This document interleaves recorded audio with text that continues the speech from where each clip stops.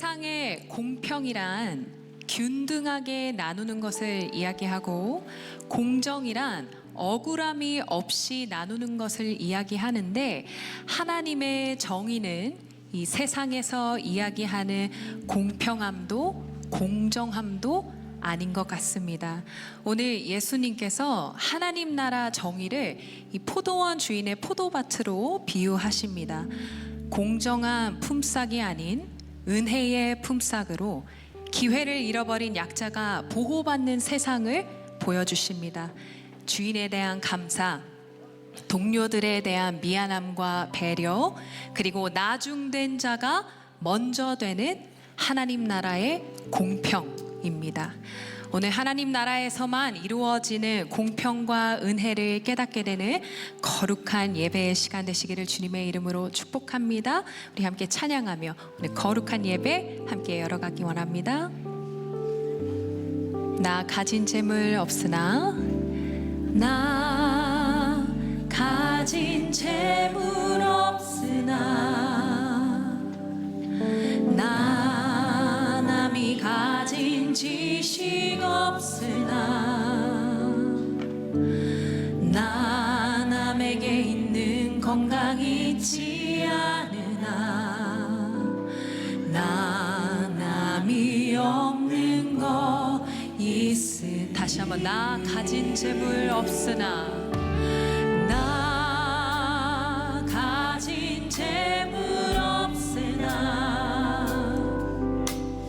나 남이 가진 지식 없으나,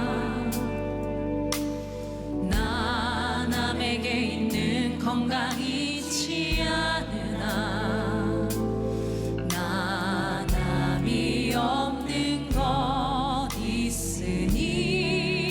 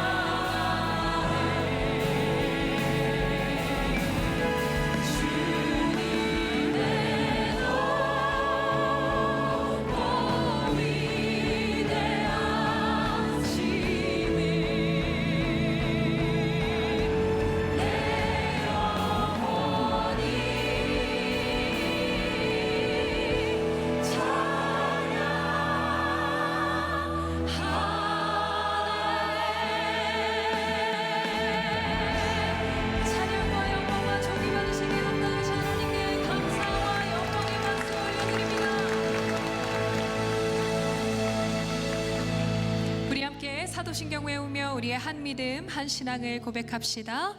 나는 전능하신 아버지 하나님, 천지의 창조주를 믿습니다. 나는 그의 유일하신 아들, 우리 주 예수 그리스도를 믿습니다. 그는 성령으로 잉태되어 동정녀 마리아에게서 나시고 본디오 빌라도에게 고난을 받아 십자가에 못 박혀 죽으시고 장사된 지 사흘 만에 죽은 자 가운데서 다시 살아나셨으며 하늘에 오르시어 전능하신 아버지 하나님 우편에 앉아 계시다가 거기로부터 살아있는 자와 죽은 자를 심판하러 오십니다. 나는 성령을 믿으며 거룩한 공교회와 성도의 교제와 죄를 용서받는 것과 몸의 부활과 영생을 믿습니다. 아멘. 모두 자리에 앉으시겠습니다.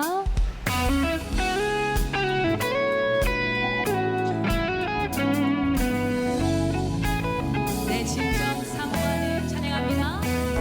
내 진정 사모하는 친구가 되시는 구주 예수님은 아름다워라. 산 밑에 백합화요 빛나는 새벽별 주님 영원할 길 아주 없도다. 내 맘이 아플 적에 그 위로 내시며 나 외로울 때 좋은 친구라. 주는 저 산 밑에 백합 빛나는 새벽별 이 땅 위에 비길 것이 없도다. 내 맘의 모든 염려 이 세상 고난도 주님 항상 같이 하여 주시고 시험을 당할 때에 악마의 개교를 즉시 물리치사 나를 지키네. 온 세상 날 버려도 주 예수 안 버려 끝까지 나를 돌아보시니. 주는 저 산 밑에 백합 빛나는 새벽별 이 땅 위에 비길 것이 없도다. 내 맘을 다하여서 주님을 따르며 길이 길이 나를 사랑하리니. 물불이 두렵지 않고 장검도 겁없네. 주는 높은 산성 내 맘 빼시라. 내 영혼 먹이시는 그 은혜 누리고 나 친히 주를 뵙기 원하네. 주는 저 산 밑에 백합 빛나는 새벽별. 아멘. 다시 한번 처음부터 찬양하기 원합니다. 1절입니다. 내 진정 사모하는 내 진정 사모하는 친구가 되시는 구주 예수님은 아름다워라. 산 밑에 백합화요 빛나는 새벽별 주님 영원할 길 아주 없도다. 내 맘이 아플 적에 그 위로 내시며 나 외로울 때 좋은 친구라. 주는 저 산 밑에 백합 빛나는 새벽별 이 땅 위에 비길 것이 없. 내 맘의 모든 염려 내 맘의 모든 염려 이 세상 고난도 주님 항상 같이 하여 주시고 시험을 당할 때에 악마의 개교를 즉시 물리치사 나를 지키네. 온 세상 날 버려도 주 예수 안 버려 끝까지 나를 돌아보시니. 주들 저 산 밑에 백합 빛나는 새벽별 내 맘을 다하여서 주님을 따르며 내 맘을 다하여서 주님을 따르며 길이 길이 나를 사랑하리니. 물불이 두렵지 않고 장검도 겁없네. 아멘. 주님은 높은 산성 내 방패시라. 할렐루야.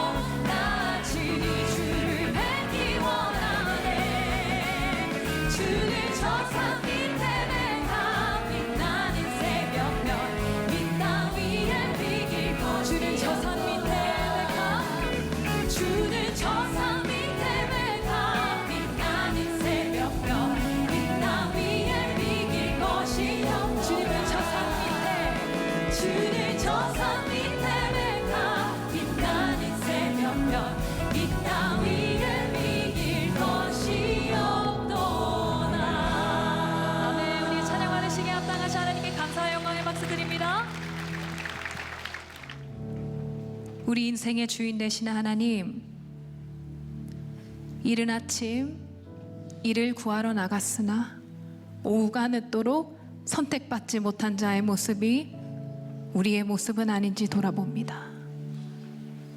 불러주심에 만도 감격하고 감사하는 것이 우리의 시작이었는데 어느새 나에게 없는 것으로 불평하며 힘든 상황을 원망했던 악하고 연약한 자였음을 회개합니다. 주님을 위해 더 많이 수고할 수 있음을 오히려 감사하는 종 되기 원합니다. 자격 없는 자를 부르시고 하나님의 일꾼 삼으신 은혜에 감사드리며 선하신 하나님의 뜻을 신뢰하며 따르는 신실하고 충성스러운 제자 되게 하여 주시옵소서. 품꾼이 주인이 되어 주인을 평가하지 않게 하시고 주인이 내려주신 은혜 기억하며 나의 삶의 모든 영역에서 하나님 아버지의 주권을 다시 세우는 거룩하고 복된 주일 되게 하여 주시옵소서.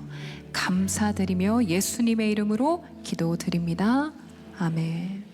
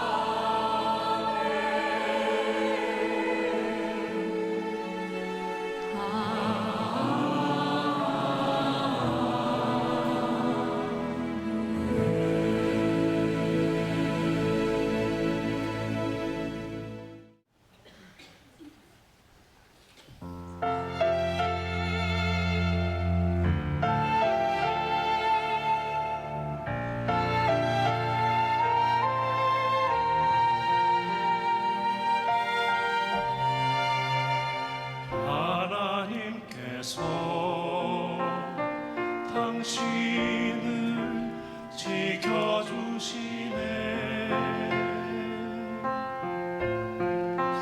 당신을 위해 피난처 예비하셨네. 어둠 속에서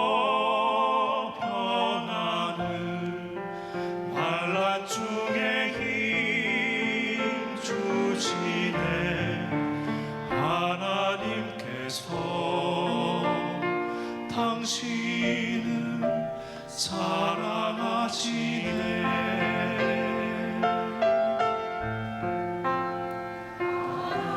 하나님께서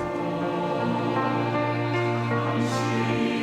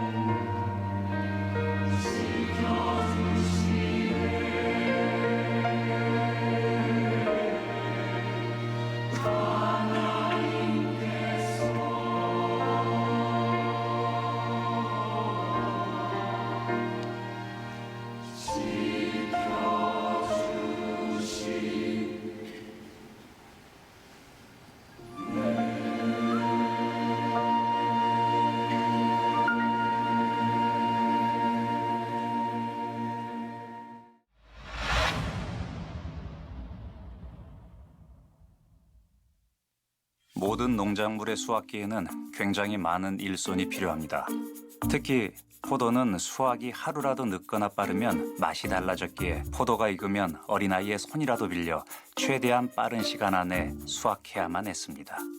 여기 수확철을 맞이한 포도원 주인이 있습니다. 일손을 고용하기 위해 인력시장으로 향하네요. 곧 일자리를 구하기 위해 기다리던 수많은 일꾼들을 만나게 될 겁니다. 첫 번째 리크루팅이 끝나고 주인은 포도원으로 향합니다. 시간이 지나 돌아온 두 번째 리크루팅. 그런데 인력시장에 등장한 건 포도원 주인입니다. 자신의 일을 대신 맡아 처리해주는 청지기를 보내면 될 텐데 대체 왜 돌아온 걸까요? 당시 인력시장은 마을의 중심에, 포도원은 마을의 외곽에 위치해 있었습니다.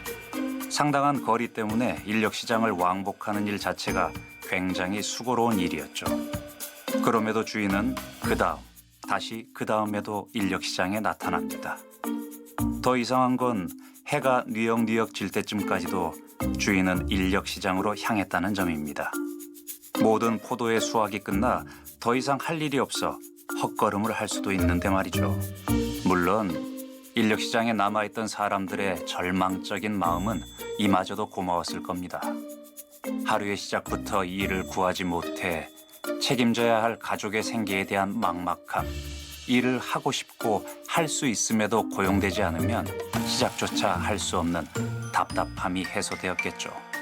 비록 하루 종일의 품삯인 한 데나리온은 아니더라도 빈손으로 집에 돌아가지 않는 것만으로 감사한 마음이었을 겁니다.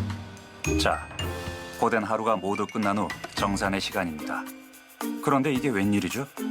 별 기대 없이 청지기 앞에 선 마지막 그룹의 손에 한 데나리온이 주어진 겁니다. 웅성거림이 커지기 시작합니다.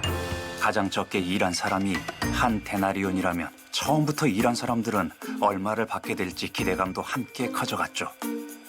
과연 일꾼들은 각자 어느 정도의 품삯을 받게 될까요?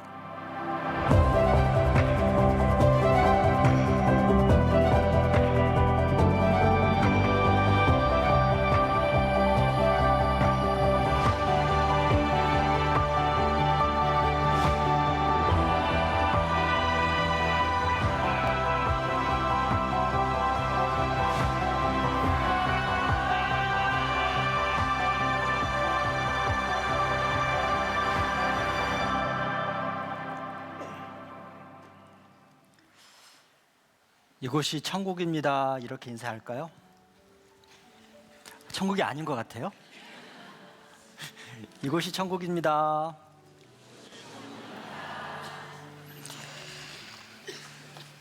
다들 천국에 대해 잘못 생각하고 있는 거죠. 천국은 우리가 죽어야 가는 것이라고 생각을 하는데 분명히 목사님 지난번에 얘기하신 것 같은데 하나님 나라는 already but not yet 이렇게 얘기하셨습니다. 이미 왔습니다. 천국은 이곳이 천국일 수 있습니다. 천국에 들어온 자의 마음으로 오늘 예배를 함께 드리셨으면 좋겠습니다. 천국에선 졸지 않습니다. 오늘이 비유를 통해 예수님의 마음을 알아가는 6번째 시리즈입니다. 기초가 단단한 집은 무너지지가 않습니다. 열심히 일한 종이 더 많은 상을 받게 됩니다. 그리고 준비한 자들에게 마땅한 상급이 주어집니다. 이처럼 이성적이고 논리적인 비유는 괜찮은데 포도원 품꾼의 비유라고 알려진 오늘의 비유는 불편합니다. 주인의 불합리한 처사 때문입니다.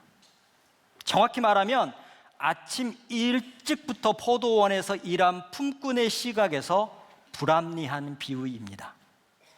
그래서 첫 번째, 아침부터 일한 품꾼의 시각으로 설교를 풀어가겠습니다. 그러니까 저와 여러분들은 지금부터 아침 일찍부터 포도원에 들어간 포도원 품꾼의 심정으로 제 말씀을 잘 들어주셨으면 좋겠습니다. 저는 하루 벌어 하루 살아가는 일용직 노동자입니다. 요즘은 경기가 영 좋지 않아서 일감 구하기가 하늘의 별 따기입니다. 처자식을 먹이고 입혀야 하기에 아침 일찍부터 서둘러 인력시장에 나갑니다. 그런데 이런 때 누가 나를 써주기는 할까? 포기 반 기대 반으로 서성였습니다. 한 포도원 주인이 나에게 다가오더니 후한 제안을 합니다. 묻지도 따지지도 않고 일당으로 한 데나리온을 주겠다고 하는 겁니다. 너무 감사한 마음에 종일 열심히 일했습니다. 일감이 주어진 것도 또 일할 수 있는 건강한 몸을 주신 것에 감사하며 일을 하니까 한낮의 더위도 견딜만 했습니다. 드디어 약속했던 한 데나리온을 받으려고 기다리는데 나보다 늦게 들어와 고작 1시간 일한 품꾼들부터 주인이 품삯을 주기 시작했습니다. 이 불경기에 필요 이상의 일꾼들을 다 부르는 주인의 스케일이 대단하다고 생각했는데 1시간 일한 그들에게 선뜻 한 데나리온을 주는 겁니다. 아, 주인이 나에게 늦게 품삯을 주는 이유가 따로 있구나. 1시간 일한 저들에게 한 데나리온을 줄 정도면 나에게는 얼마나 줄까? 내심 기대가 생기더라고요. 그런데 뭔가 이상합니다.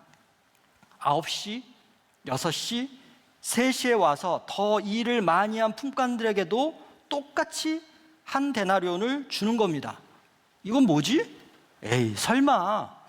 그래도 나는 다르겠지. 하는 순간 제 차례가 왔고 주인은 나에게도 달랑 한 데나리온을 주었습니다. 한 데나리온이나에서 한 데나리온 밖에?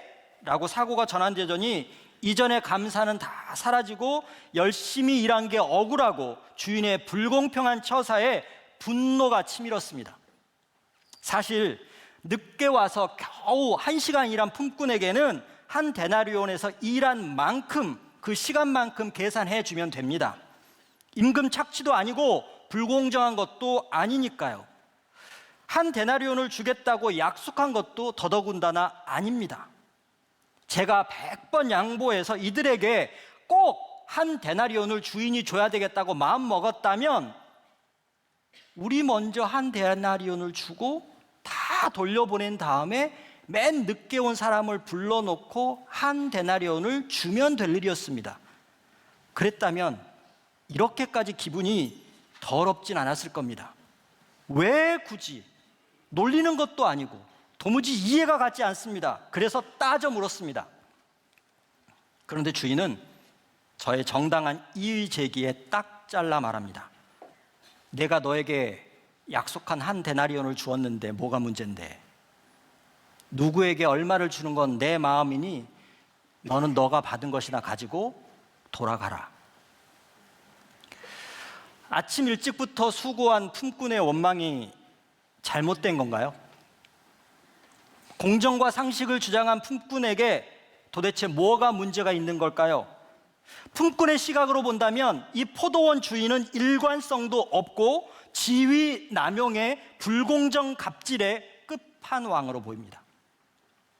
오늘 말씀을 흔히들 포도원 품꾼의 비유라고 하는데 그의 시각으로 보면 이 비유를 도무지 이해할 수가 없습니다. 왜 해피엔딩으로 끝날 얘기를 새드 엔딩으로 끝나게 하는 건지, 왜 감사 스토리를 불평거리로 전락시키는 건지, 도대체 뭐가 잘못된 걸까요? 그래서 이제는 역으로 품꾼이 아닌 포도원 주인의 시각에서 이 비유를 다시 보겠습니다. 이제 여러분들이랑 저는 포도원 주인입니다. 장터에서 할 일 없이 놀며 배회하는 사람들이 제 눈에 들어옵니다. 안쓰러운 마음에 1명, 2명 그들을 포도원으로 불러 일을 주었습니다. 이미 포도원에 충분한 품꾼이 있는데도 3시, 6시, 9시 직접 나가는 수고를 하고 이들 모두에게 상당한 품삯을 약속했습니다. 이제 일을 마무리할 시간인 11시에도 나가보았더니 여전히 일거리를 구하지 못한 품꾼이 있었습니다. 그들도 포도원으로 데려갔습니다. 숙련된 일꾼도 아닌 장터에서 서성거리는 쓸모없어 보이는 이들에게 일을 주고 후할 싹스를 주는 게 쓸데없는 낭비일지 모르겠습니다. 품꾼을 비롯한 다른 사람들은 이해를 못하겠지만 저에게 포도원에서 얼마나 수익을 내는가 하는 소유가 저에게는 중요하지가 않습니다. 제 관심은 소유가 아니라 품꾼들의 존재 자체에 있었습니다. 오늘 하루 공치면 그는 물론 온 가족들이 굶어 죽어야 하는 그들의 존재에 대한 긍휼함과 안타까움이 저견해 있었습니다. 제가 소유에 관심이 있었다면 아무나 부르지 않았을 겁니다. 당연히 숙련도와 일한 정도에 따라 차등을 두어 보상을 했겠죠. 그런데 애초에 제 의도는 보상이 아니라 은혜를 베푸는 데 있었습니다. 심지어 누가 일찍 오고 누가 더 일했냐 헤아리는 셈법에도 관심이 없고 한 명 한 명에게 은혜를 베푸는 데 더 집중했습니다. 굶어 죽게 생긴 그들을 포도원으로 데리고 생명을 주고 싶은 마음에 그들을 포도원으로 초청한 것입니다. 그 마음을 알아줬으면 하는 마음에 굳이 늦게 들어온 품꾼부터 한 데나리온씩 주었습니다. 그런데 적반하장, 아침부터 일한 품꾼이 이의를 제기합니다. 포도원에 와서 일하게 해주는 것만도 한 데나리온의 품삯도 감사하다고 설레발을 쳤던 그 품꾼이 순간 변한 것입니다. 심지어 제게 직거인 양 그 분배가 잘못되었다고 지적하며 저를 가르치려고 합니다. 물에 빠진 사람 구해줬더니 보따리 내놓으라는 격이죠. 보통 이 설교는 여기서 마무리가 됩니다. 그런데 말씀을 묵상하는데 궁금했습니다. 뭐가 궁금했냐면 아침 일찍부터 들어온 품꾼과 맨 나중에 들어온 품꾼의 생각이 같을까? 포도원 품꾼의 비유라고 하니까 모든 포도원 품꾼들이 다 포도원 주인에게 불만을 가졌다고 알고 있는데 실제로 포도원 품꾼 5그룹 중에서 맨 마지막에 와서 은혜만 받았던 이 품꾼들은 처음 들어와서 주인에게 불만을 가졌던 그 품꾼들처럼 이 사람들도 불만을 가지고 있을까? 그래서 11시에 들어온 품꾼의 시각으로 오늘의 비유를 다시 한번 들여다보겠습니다. 아침부터 일자리를 찾아 서성이지만 속절없이 시간만 흘러갑니다. 기다리는 가족에게 빈손으로 돌아갈 생각에 가슴이 무너질 것 같은데 꿈 같은 일이 일어납니다. 어느 포도원 주인이 와서 지금까지 왜 이러고 있니? 지금이라도 내 포도원에 와서 일하라 라고 제안을 합니다. 이 말도 안 되는 황당한 제안에 의심도 갔지만 믿져야 본전이라는 생각에 포도원으로 들어갑니다. 어떻게든 은혜를 갚아야 한다는 생각에 10시간 같은 1시간의 일을 합니다. 일을 마쳤을 때 주인이 기대치도 않았던 한 데나리온을 선뜻 내어줍니다. 제게 베풀어준 주인의 말할 수 없는 은혜는 횡재를 넘어 죄송하고 민망할 뿐입니다. 한 데나리온은커녕 반에 반만 주어도 감지덕지한데 이걸 받아도 되는지 주인의 눈을 차마 마주 대하기도 송구합니다. 한 데나리온이라는 은혜에 그저 감사할 따름입니다. 누구의 시선으로 바라보느냐에 따라 오늘의 비유는 완전히 다릅니다. 소유가 아닌 존재에 대한 관심으로 인해 은혜를 베풀었던 포도원 주인의 시선, 은혜에 대한 감사가 순식간에 불평으로 바뀐 품꾼원의 시선, 자격 없는 자에게 주어진 은혜를 한없이 감사하는 품꾼 2번째 그 사람의 시선. 여기서 여러분들에게 질문을 드리겠습니다. 여러분은 품꾼 1이십니까? 품꾼 2이십니까? 지금 여러분의 영적인 상태는 품꾼 1에 계십니까? 품꾼 2에 계십니까? 여러분들은 주인의 행동이 이해가 되시고 용납이 되시고 받아들여지십니까? 아니면 불합리하다고 생각하십니까? 이런 일은 비단 비유 속에만 있지는 않습니다. 저에게도 아침부터 일한 품꾼의 모습이 있습니다. 처음 사역을 시작할 때는 나 같은 사람을 불러주신 하나님께 감사하고 감격했습니다. 어떻게든 그 은혜를 갚기 위해서 맡겨진 일에 최선을 다했습니다. 그런데 그 감격이 점점 사라지고 내 상식에 근거한 판단을 내리고 내가 보기에 공정한 기준을 스스로 만들었습니다. 주인의 포도원에서 주인의 은혜로 일을 하게 되었는데 점차 주인의 의도와 반하는 내 기준으로 판단과 지적질을 시작합니다. 결국 나의 고집과 완고함은 주인을 대적하게 됩니다. 그리고 뻔뻔하게 주인의 자리에 있으려고 하는 제 모습을 보았습니다. 질그릇 주제에 통의자에게 대드는 게 저였습니다. 얼마 전 돈을 풍풍 쓰는 아버지 때문에 힘들어하는, 정확히는 화가 난 어느 집사님과 이야기를 나눈 적이 있습니다. 집사님의 주장은 아버지가 왜 저렇게 쓸데없는 곳에 돈을 낭비하는지 이해가 안 가고 화가 난다는 겁니다. 이야기를 다 듣고 제가 물었습니다. 아버님이 쓰는 돈이 아버님 거예요? 아니면 집사님 거예요? 약간 머쓱해하던 집사님이 아버님 거죠. 그럼 아버님이 당신 돈을 당신 마음대로 쓰는데 그걸 꼭 쓰기 전에 집사님께 이해를 구해야 하나요? 아마도 이 집사님은 아버님이 돈을 낭비하는 것에 화가 난 게 아니라 저렇게 쓰다가 내가 받을 게 줄어들지는 않을까, 이런 걱정이 앞섰던 것 같습니다. 오늘 말씀의 제목을 다시 한번 볼까요? 품꾼의 마음, 주인의 마음, 우리의 마음.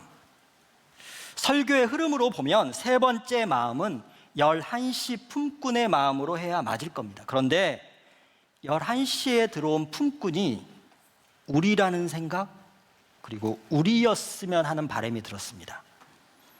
사도행전 1장 8절 말씀을 보겠습니다. 오직 성령이 너희에게 임하시면 너희가 권능을 받고 예루살렘과 온 유대와 사마리아와 땅끝까지 이르러 내 증인이 되리라 하시니라. 이 말씀이 저에게는 이렇게 보였습니다. 예루살렘의 증인은 첫 품꾼, 유대의 증인은 3시, 6시 품꾼, 사마리아 증인은 9시 품꾼, 그리고 땅끝 증인인 우리는 11시 품꾼. 우리도 11시 품꾼처럼 그냥 감사했으면 좋겠다, 그 마음을 담아서 제목을 그렇게 정했습니다. 그런데 예수님은 왜 이 비유를 말씀하셨을까요? 지금 계속 포도원 품꾼, 주인, 11시 품꾼 하니까 품꾼하고 주인에 이렇게 생각이 꽂혀가지고 예수님이 우리에게 뭘 전하려고 하는지 잘 생각이 안 되실 수도 있어요. 예수님이 이 비유를 통해 우리에게 전하려고 했던 메시지의 해답이 마태복음 20장 1절 첫 번째 단어에 있습니다. 천국은. 천국이 무엇인지, 누가 천국에 들어갈 수 있는지를 알려주시려고 장황하게 포도원 농장과 포도원 품꾼들을 등장시키면서 오늘의 비유를 우리들에게 들려주시는 겁니다. 예나 지금이나 사람들은 천국에 대한 나름의 정의를 내리고 자신들만의 천국을 소유하려는 집요한 노력을 해왔습니다. 끊임없이 천국을 보이는 실체로 만들려고 했고, 예수 그리스도가 아닌 내 노력을 통해 천국을 획득하고자 했습니다. 내가 꿈꾸는 천국을 내가 생각하는 상식적인 방법으로 소유하려고 했습니다. 몇 명을 전도하면 천국에 간다? 내 재산을 다 바치고 내 모든 노동력과 내 육체까지 내어놓을 때 천국에 간다. 사실 대부분의 이단도 이러한 잘못된 천국관에서 나온 겁니다. 천국은 우리가 획득하는 것이 아닙니다. 이 세상의 수고와 번민 속에 있던 우리를 주님이 초청하신 겁니다. 품꾼들이 포도원에 제발로 찾아간 게 아닙니다. 놀고 있던 품꾼들을 예수님이 초청하셔서 포도원으로 데리고 간 겁니다. 천국이 이렇습니다. 너희는 왜 지금까지 여기서 이렇게 놀고 있니? 너희는 왜 이렇게 세상에서 방황하고 있니? 나에게 오면 너희들에게 평안과 기쁨과 감사가 넘칠 텐데 왜 이렇게 있니? 라고 얘기하시고 그 초대에 응해서 간 사람들에게 천국이 임한 겁니다. 우리를 천국으로 불러주셨고 우리는 그 천국으로 인도함을 받게 된 겁니다. 천국은 수동적인 개념으로 이해하는 것이 어찌 보면 너무나 당연한데 우리는 천국을 능동적으로 우리가 소유하려고 합니다. 또한 천국은 우리의 헌신이나 성과가 아니라 전적인 하나님의 은혜로 주어졌습니다. 포도원 품꾼들이 시장에서 뭔가를 열심히 일을 해서 보여줬기 때문에 포도원 주인이 포도원으로 데려갔나요? 성경 말씀을 보면 거기서 서성대고 거닐고 놀고 있다고 했어요. 그 사람을 예수님이 불러가신 거예요. 이 은혜는 우리가 한 일이 아니라 우리 자신의 존재를 향하고 있습니다. 포도원 주인이 포도원 품꾼 한 명 한 명의 존재에 관심이 있었던 것처럼 예수님이 우리의 존재에 관심이 있었기 때문에 우리를 포도원으로 불러주신 겁니다. 우리 존재를 향한 은혜로 우리가 천국의 초청을 받았다면 우리가 집중할 것은 초청하신 예수 그리스도와 나와의 관계에 있습니다. 그런데 관계에 집중하는 것이 어렵습니다.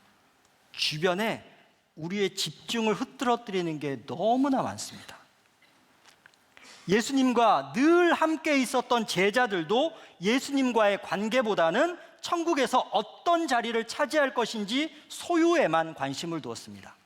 마태복음 19장 27절입니다.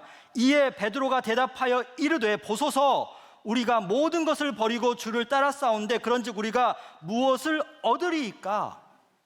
사실 오늘 예수님께서 천국에 대해 비유를 통해 말씀하시는 가장 중요한 이유는 베드로가 이 말을 내서 예수님을 열받았게 했기 때문입니다. 내가 그렇게 얘기했는데 아직도 몰라? 내가 천국이 어떻다는 것을 그렇게 얘기했는데 너마저도 천국에서 뭔가를 얻으려고 한다고? 그래서 열이 받으셔서 포도원 주인과 포도원 품꾼과 포도원 농장을 통해서 베드로와 제자들에게 얘기하고 계시는 겁니다. 이 얘기는 포도원 농장으로 들어오지 못한 사람들을 향한 얘기가 아닙니다. 이미 포도원으로 초청을 받아서 포도원 농장에서 일을 하고 있는 우리와 같은 믿음이 있다, 우리가 아는 천국이 무언가라고 짐작하고 있는 사람들을 향해 얘기하는 겁니다. 우리를 향한 이야기입니다. 이 비유를 통해 예수님은 이렇게 얘기하시는 겁니다. 나는 선한 주인이다. 모든 것이 내 것이고 내 뜻대로 할 뿐이다. 너희들은 너희들 일이나 잘해라. 얼마 전 사무실의 죄수라는 책을 읽었습니다. 짧은 이야기 책인데 책 뒷부분에 나온 누가복음 7장 23절 말씀이 아직도 제 머릿속에 남아 있습니다. 누구든지 나로 말미암아 실족하지 않은 자는 복이 있도다. 사실 이 말씀은 예수님을 방문한 세례 요한의 제자들의 질문, 그이가 당신이오니까 우리가 다른 일을 기다리오이까, 예수님이 메시아가 맞는지 안 맞는지 질문에 대한 답변입니다. 나로 말미암아 실족지 않는 자가 복이 있다. 포도원 아침에 일찍부터 나온 품꾼은 실족했습니다. 맨 마지막 11시에 온 품꾼의 한 달란트 주는 걸 보고 자기도 한 달란트 이상 받을 줄 알았는데 한 달란트만 받는 걸 보고 실족했습니다. 여러분들은 언제 예수님한테 실족하세요? 실족 안 해보셨어요? 실족이 뭔지 몰라요? 실족이 어떤 거냐면 예수님 왜 나한테 그러세요? 왜 전대요? 왜 지금 저한테 이런, 이게 실족이에요. 이게 실족이 아니고 우리가 실족할 때는 두 가지입니다. 첫 번째, 불공평한 은혜 때문에. 포도원 품꾼들입니다. 불공평한 은혜 때문에 실족한 겁니다. 또 실족한 두 번째 이유는 불공평한 고난 때문입니다. 똑같이 장난쳤는데 나는 5대를 맞고 동생은 2대를 맞았을 때 엄마에게 실족합니다. 저에게는 기도를 부탁한 사람들의 기도 리스트가 있습니다. 그 기도 리스트에 어느 날 어떤 사람이 삭제가 됩니다. 두 가지 이유입니다. 하나는 돌아가셨거나 하나는 회복하셨거나. 어떤 암 환자는 고치고 치유를 받을 수 있는 암입니다. 어떤 암 환자는 손도 못 대는 암입니다. 이게 불공평한 고난입니다. 이럴 때 실족합니다. 실족 안 해보셨어요? 나로 말미암아 실족하지 않는 자가 복이 있다. 예수님이 이 얘기를 왜 하시겠어요? 나로 말미암아 실족하는 자가 너무나 많은데 그 실족하는 자들은 내가 베풀어줬던 은혜를 다 잊어버리고 감사가 어느 순간 불평으로 바뀌면 내가 너희를 포도원 농장 천국으로 초대를 했는데 어느 순간 하나님과의 관계보다는 그냥 주변의 것 때문에 모든 게 다 망가진다는 거예요. 본문 첫 부분과 마지막 부분을 볼까요? 천국은 나중된 자로서 먼저 되고 먼저 된 자로서 나중되리라. 아침부터 왔든 11시에 왔든 이것은 우리가 생각하는 시간적인 개념이 아닙니다. 아침부터 왔어도 은혜에 감사하며 사는 사람이 있고 11시에 왔어도 불평할 거리를 찾는 사람도 있습니다. 모태신앙이라고 해서 그 사람은 언제나 은혜에 감사하는 게 아닙니다.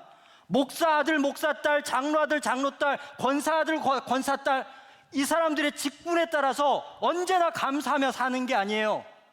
우리 부모님은 믿지 않았는데 나는 누군가의 은혜로 이곳에 와서 구원받은 사실이 너무나 기뻐서 감격해서 어떠한 실족거리가 찾아와도 나는 실족하지 않고 주님과의 관계만 바라보는 사람도 있어요. 지금 혹시 포도원 주인이 마음에 들지 않으십니까? 아무리 생각해도 나만 이런 것 같아서 억울하고 분한 분은 안 계십니까? 주님이 그분들에게 이렇게 말씀하십니다. 나로 인해 실족하지 않는 자는 복이 있도다. 근데 주님이 여러분 눈을 똑바로 쳐다보면서 그렇게 얘기하지 않으실 것 같아요. 차마 얼굴을 쳐다보지 못하고 나로 인해 실족하지 않는 자가 복이 있도다. 무슨 복일까요? 그들은 이미 천국을 경험하고 누리는 복을 얻게 됩니다. 내가 언제부터 얼마나 일을 했느냐가 아닌 하나님의 전적인 은혜와 그 은혜를 인정하면서. 말씀을 묵상하는데 그런 생각이 들더라고요. 포도원 농장이 천국이라면 여러분들이 천국에서 더 많이 감사해서 일을 하고 싶으세요? 아니면 조금만 하고 싶으세요? 더 많이 일을 하고 싶겠죠. 그러면 아침 일찍부터 일한 품꾼이 더 일을 많이 했을까요? 가장 늦게 11시에 들어온 품꾼이 일을 많이 했을까요? 그건 당연히 아침 일찍부터 일한 품꾼이 일을 많이 했어요. 그러면 더 감사해야 되는 거 아닌가요?